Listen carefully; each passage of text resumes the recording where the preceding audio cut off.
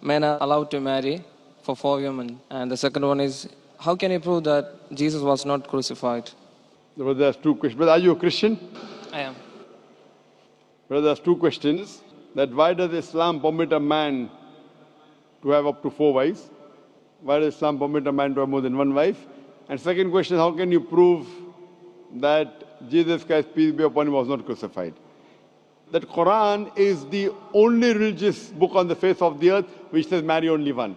You read the Bible, you read the Ramayana, you read the Mahabharata, you read the Veda. No religious book on the face of the earth says marry only one besides the Quran. If you read Ramayana, the Hindu scriptures, the father of Sri Ram, he had more than 1 wife. If you read Mahabharata, Sri Krishna, how many wives he had? 4, 10, 1,000, 10,000. He had 16,108 wives. So if Sri Krishna can have 16,108 wives, so why can't Muslims have maximum up to 4?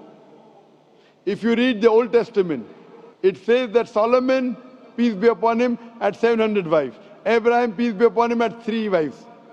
So Old Testament tells you can marry as many wives as you want. Same as the New Testament says that you should follow Old Testament. So in Hinduism, in Christianity, in Judaism, you can marry as many as you want. It is later on that the church put a restriction that Christians should marry only one. It is later on Rabbi Benjamin Yehuda passed a synod and say that Jews should marry only one. Otherwise, previously, they used to marry as many as they wished. It is the Indian penal code in India in 1954 that put a restriction and said under the Hindu Special Marriage Act, the Hindus should marry only one. But the scriptures put no restrictions. Let's analyze what does the Quran say. Quran says in Surah Nisa chapter 4 verse number 3, marry women of your choice in 2s, 3s or 4s, but if you can't do justice, marry only one. This statement, if you can't do justice, marry only one, is only given in the Quran and no other religious scriptures.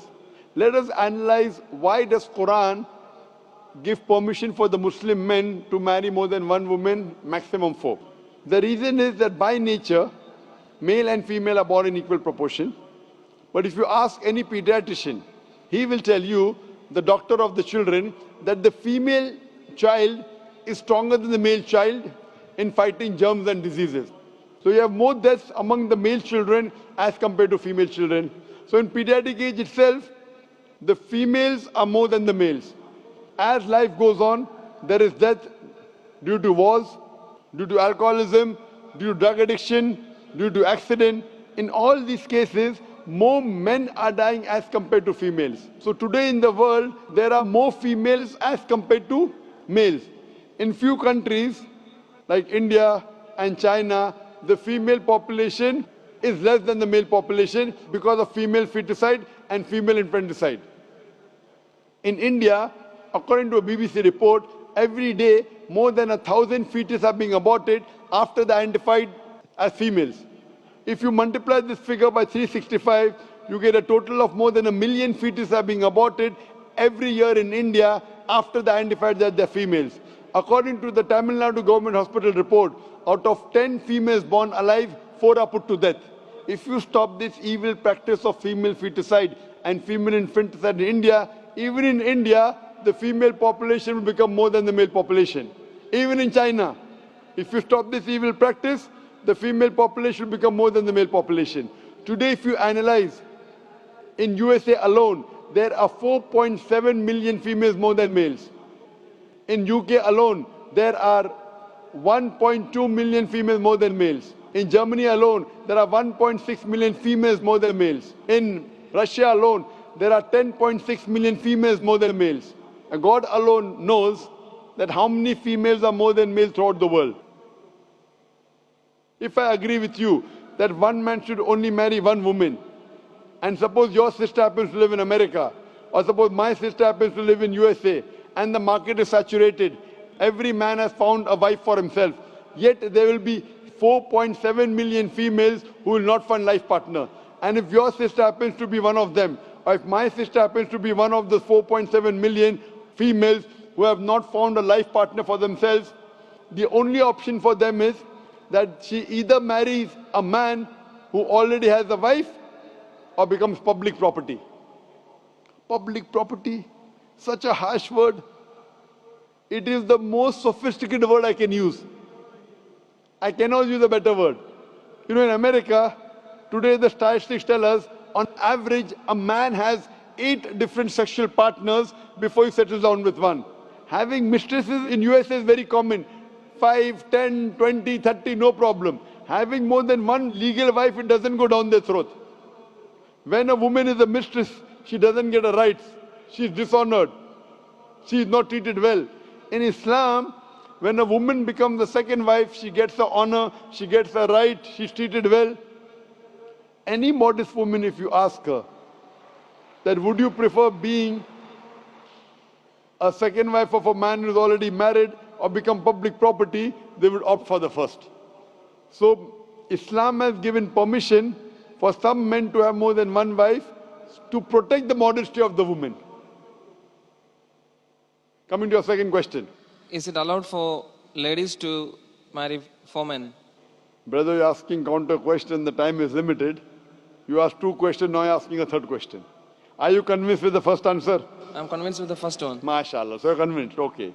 The brother asked that, is a woman allowed to have more than one husband? If you do that, this problem will be exaggerated more. I mean in Muslims, in Muslims. As it is, women are more than men. If women marry more than one husband, the problem will be exaggerated. Point number 1. Point number 2, if a man has more than one wife and if the child is born, you can easily identify who is the father, who is the mother. If a woman has more than one husband and if the child is born... The DNA is still allowed. Brother, let me finish the answer, na? You asked the question, was I interfering? Was I interrupting? Yes or no? No. No. So why are you interrupting? After I finish, you can ask, na? I'm a medical doctor. Are you a medical doctor? No. I'm a medical doctor. I know about DNA testing. I'll come to it.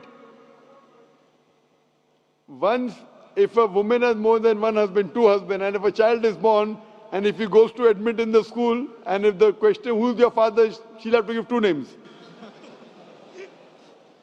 You're talking about DNA testing. I know about it.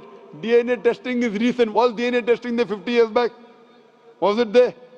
No. It's a new recent discovery, yet it's not 100%. Even if I agree it's 100%, it is now, it wasn't there before. Islam is there since time immemorial. And this is not the only reason. Even if I agree tomorrow it becomes 100% perfect, this is not the only reason. Today science tells us that man is more polygamous in nature as compared to the female. Today science tells us that during menstrual cycle, the female undergoes certain psychological changes. It's not possible for her to do the role of multiple wives. But a man doesn't undergo these changes, it's possible for him to do a role of multiple husbands. Today science tells us that if a man has multiple sexual partners and all are faithful, there is no problem. But if a female has multiple sexual partners and all are faithful, there are chances of sexually transmitted diseases to emerge. And that disease will go back to the male partner. So medically, it is not acceptable that a female has multiple partners, but medically and scientifically, it's acceptable that a male can have multiple partners.